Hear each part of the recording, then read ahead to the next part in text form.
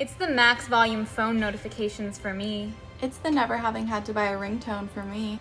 Gen Z and millennials are at war. The youths are gleefully taking down their elders' habits on social media, whether it's over millennial fashion choices, their fixations on coffee and wine, their laments about adulting, or their fondness for sorting themselves into Harry Potter houses. I personally don't want to be associated with people who still think that Harry Potter movies are a personality trait. The oldest millennials, born between the early 1980s and mid-90s, are now hitting middle age, while the oldest Gen Zers, born between the mid to late 1990s and early 2010s, are joining the workforce. So it's natural that Gen Z teenagers and young adults are going to mock millennials for being old or out of touch. Celery juice? Oh, what is wrong with you? This kid knows what's up. It's part of the cycle of generational power shift, a rite of passage where the youngest adult generation actively distances themselves from those that came before. I don't ever want to be like him. But this online bickering, however lighthearted and silly it is in many cases, obscures that millennials and Zoomers are more similar than they appear. Both have come of age amidst social upheavals and are facing diminishing prospects for financial security. You deserve paid work. I can't get paid work. I just graduated from Cornell with a business degree. That's the worst, Ivy. And if Gen Z is now pushing for greater inclusivity and change in our mainstream cultural values, how do we dismantle these structures of hierarchy and oppression of who is the chosen person to represent an entire community to make that more inclusive? That's possible in part thanks to the work those millennial snowflakes have already put in. Black Lives Matter is our call to action. Here's our take on the Gen Z millennial war, what they have in common despite their different taste in emojis, and why they're stronger together.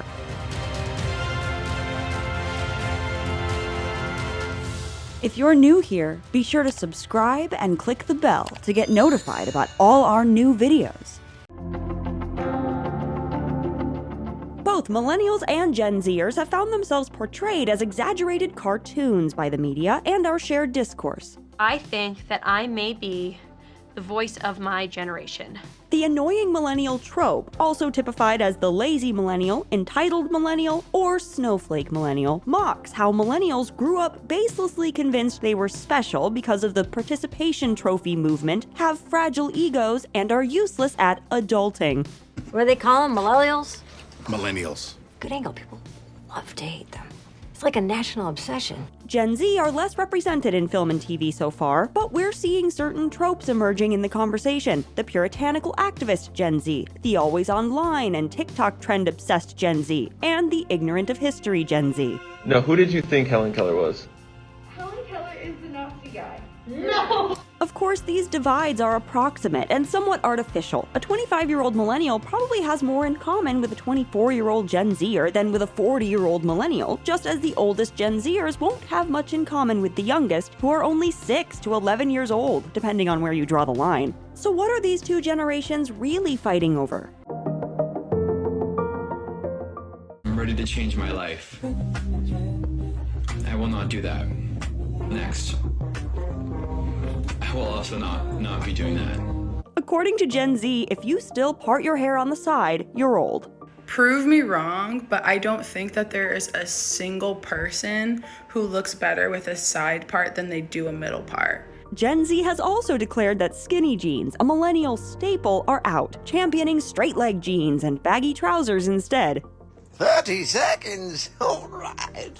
29 more seconds till I die. I'm so excited.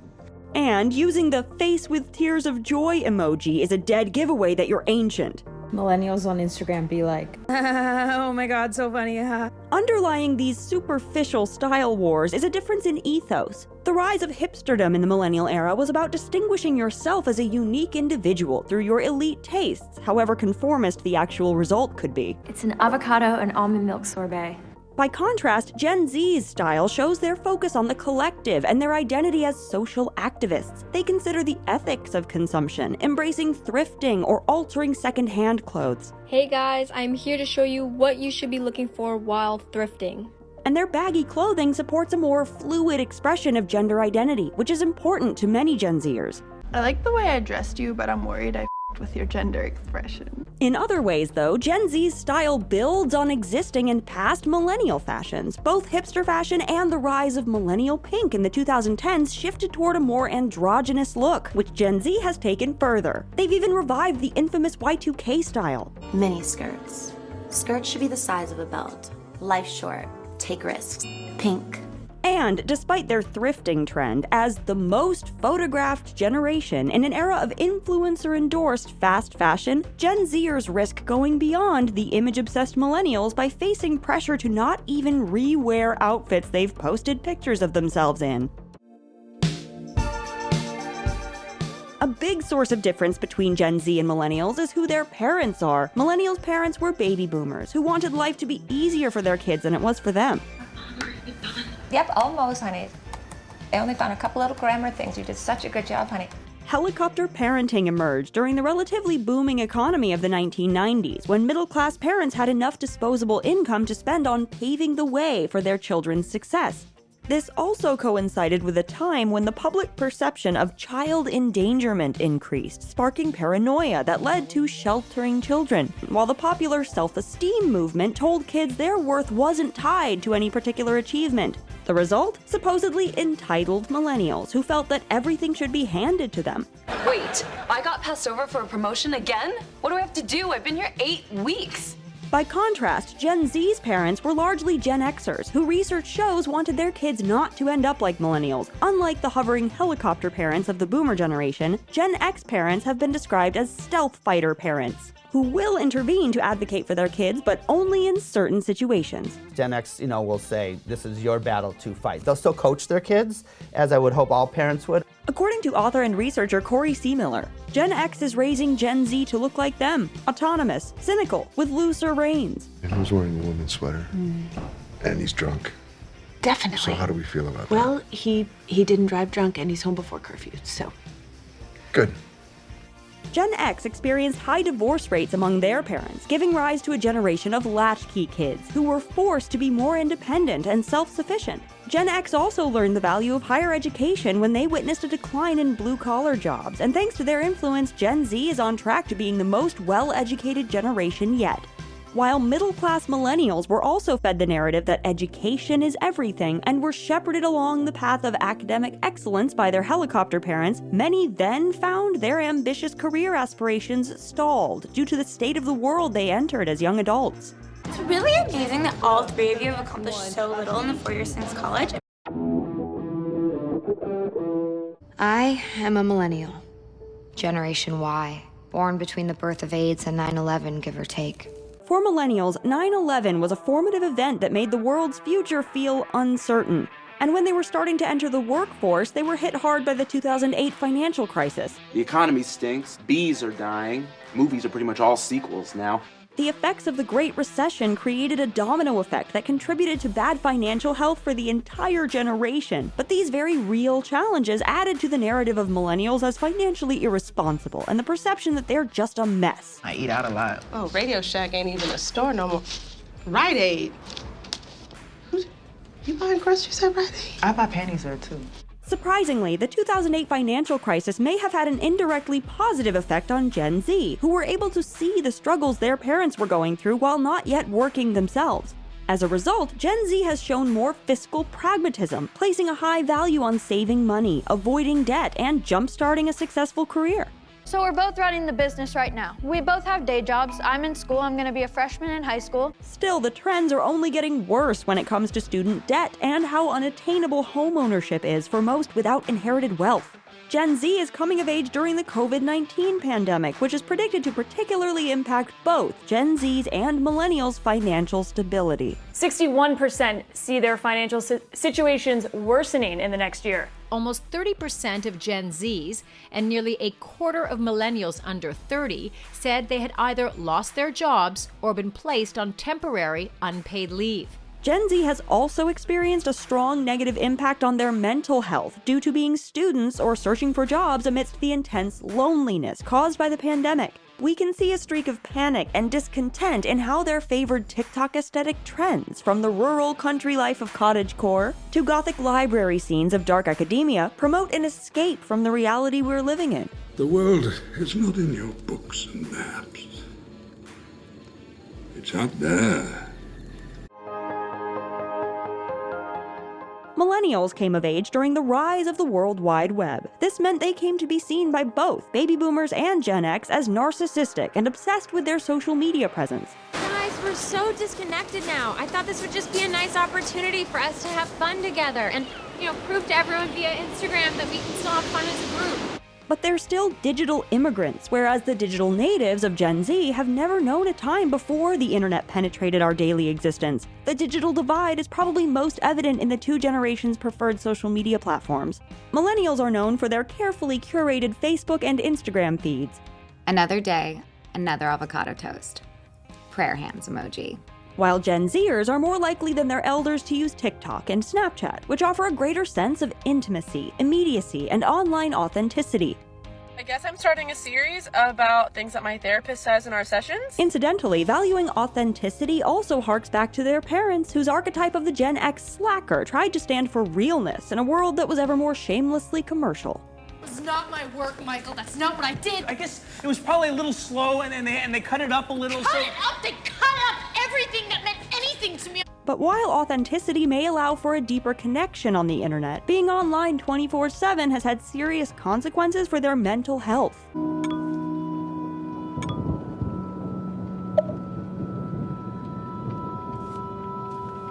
The rising prevalence of smartphones and social media has been correlated with higher levels of depression, loneliness, and sleep deprivation among teens. Moreover, according to the Walrus writer Sayla Rizvik, TikTok's stream of faces is arguably a form of transparency that has turned into exhibitionism. Millennials have consistently been roasted for their inability to grow up or adult. Nick doesn't have a life plan. He doesn't have a day plan. I once found a note he wrote to himself that said, "Put on pants." But Gen Z seems to be doing the opposite, feeling the need to rush into acting older than they are. This is particularly evident online. Dr. Stephanie Ng writes in the American Journal of Psychiatry Residence Journal that social media has amplified age-old pressures for teenage girls to conform to certain sexualized narratives, as well as opened up new and uncharted ways for them to do so. I know your generation relied on flowers and father's permission, but it's 2019. And unless you're Amish, nudes are the currency of love. Meanwhile, offline, many Gen Zers don't drink, party, date, or drive as early or as much as older generations did. These traditional markers of adolescent independence are seemingly less important for Gen Z, since such a large portion of social activity is conducted virtually. She'd become extremely popular online. No one in real life knew that she was famous. True, millennials have been portrayed in media as whiny, self-absorbed, and unable to deal with the problems of real life. But a lot of this content has actually been created by millennials. Do you think that I think this is the best use of my literary voice and my myriad talents? The HBO series Girls has often been hated on by people for epitomizing the annoying millennial. But its millennial creator, Lena Dunham, is actually examining the culture of her times, as well as making fun of herself and peers in her social class. That they thought we were going, this is what everyone's life is like. And we were going, no, these are girls who don't understand the value of $1. They think everything's going to be handed to them. Search Party, which is a send-up of millennials that opens with them having brunch. This is not enough ketchup. I'm gonna need some more ketchup, sweetie. Also shows the very real searching of people who are lost in an absurd world, longing for an authentic life in an inauthentic society. I think you've decided that this matters to you because you have nothing else. Meanwhile, though a coherent media portrayal of Gen Z is just starting to develop, the generation is being lambasted for taking political correctness to extremes. Prepare to get bashed! Not in like a violent way, completely consensual bashing. I don't know if that was clear. Prepare to get consensually bashed, they'll say. And acting like history doesn't exist, i.e. feeling they invented activism, or rebranding yoga pants as flared leggings and pretending they're a new thing.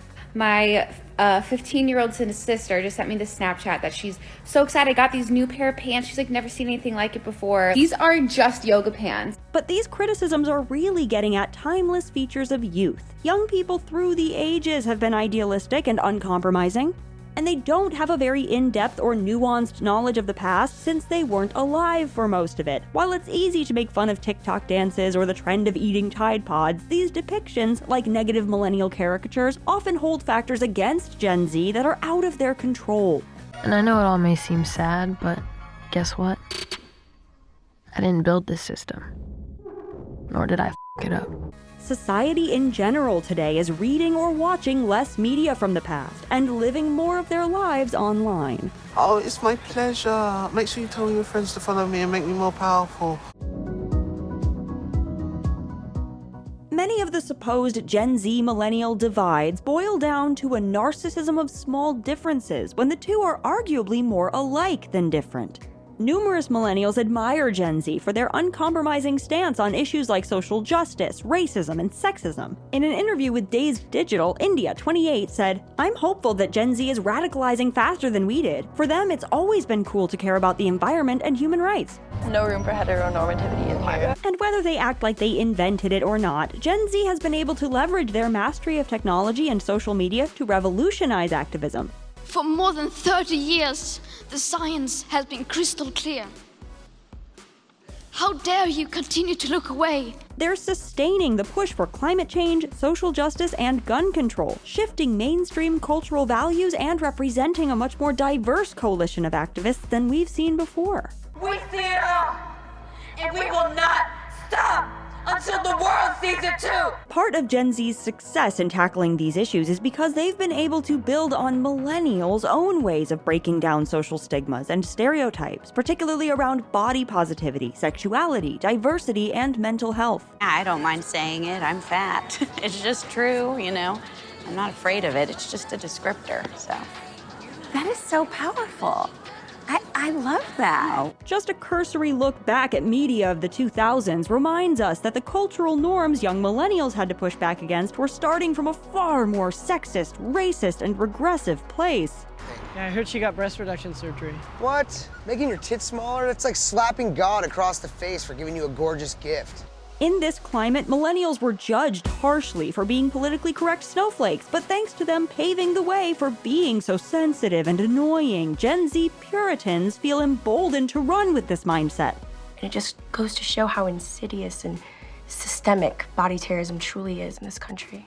So if millennials and Gen Z really aren't that different, why is this internet war occurring? These publicized style wars are a symptom of a larger desire to distinguish a generational identity, as every generation does. As Rebecca Jennings wrote for Vox, it's fun to tease older people when you're young because pretty much your only power over them is cultural, and people hate feeling old and uncool. And they're the future of humanity, a pan-ethnic, pansexual hive mind, and they want nothing to do with me. Millennials often mocking indignation over the death of their beloved skinny jeans is also a rite of passage for them, recognizing that they're no longer the youngest, hippest generation anymore, and whether they feel able to adult or not, they're well into grown-uphood. Your 20s are for wild shenanigans. But aren't you 30? Evidently, making fun of millennials is just an enjoyable pastime for all generations, but when it comes down to it, these two will have more success tackling the issues they care about together. There's something way more productive all of us women, millennial, Gen Z, in between, can do with our time. So the millennials are sort of getting it from both sides now, from Gen X and the boomers, and now even Gen Z. Well, as a millennial, I'm starting to feel that we are almost the Severus Snape of it all. We're seen as this bad guy, but secretly, we're a secret hero. And I think millennials can deserve a little bit of credit for how we did question and change the conversation and challenge a lot of these structures and say we don't necessarily want to follow in the footsteps of the boomers. This conversation's been had, right? I mean, there sort of is this generational war, that sort of conversation in a way. Inevitable, is it necessary? It's a rite of passage, right? I mean, you think Rebel Without a Cause was so much about how we were departing from, well, when I say we, any new generation, the children were departing from their parents' generation. You're tearing me apart! So I think about a little bit with The Expanse and the character of Mao and how he showed more respect almost to the daughter that defied him, that challenged. Something natural in all this. look back to Oedipus Rex. I mean, the next generation has to topple, slay the father. In every boy's life, the moment of greatest joy and greatest sorrow is when he defeats his father for the first time. Sooner or later, the son eclipses the father. It's the natural order. Millennials are moving into middle age. We have to reckon with that we are not the dictators of youthful cultural capital and cool. Cynical take of, we ultimately all sort of become it. And I think there's something exciting about the conversation being had now, which is you don't have to become it. This isn't supposed to be a war. Maybe it's how we frame it, right? Exactly. As we say in the video, we're stronger together. And I really admire Gen Z because I think millennials, we were brought up to be more self-focused, to feel like you have to focus on the individual in order to make it in society. And you see a lot of examples in Gen Z. They're changing the narrative, so it's less about I and it's more about we. And I think that that's so important for us as a society, that you make more choices thinking about the collective. I think it's exciting too because there's so many more ways to make content and to get to have the voice heard and our voices heard. I mean, obviously TikTok is ground zero for seeing how Gen Z is presenting a narrative of themselves, but I want to see more traditional film and TV that is made by Gen Z portraying their generation.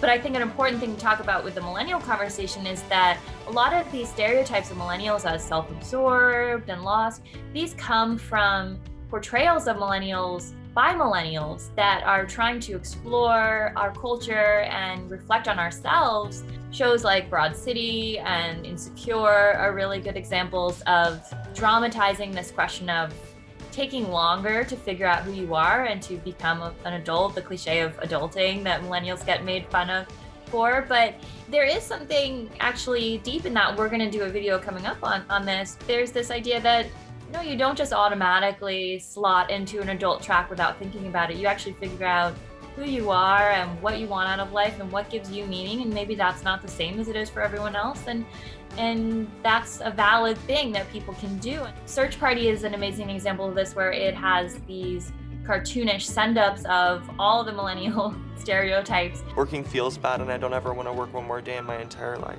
But it's really a deep exploration of how do you find purpose? How do you find meaning in this contemporary world that so often feels absurd and derivative? What do you guys live for? What's up? What? Like, what gets you up in the morning? We can't disconnect ourselves from the stories or where we come from. But how do we think about holding ourselves accountable for the decisions and the choices we make, that we are inheriting this world? So much of that is illustrated and grappled with through the movies and shows that we are watching. But generally, we have it very easy. Do you think starving people in other countries ask themselves these questions? Do you think that our ancestors did? No, they just got up,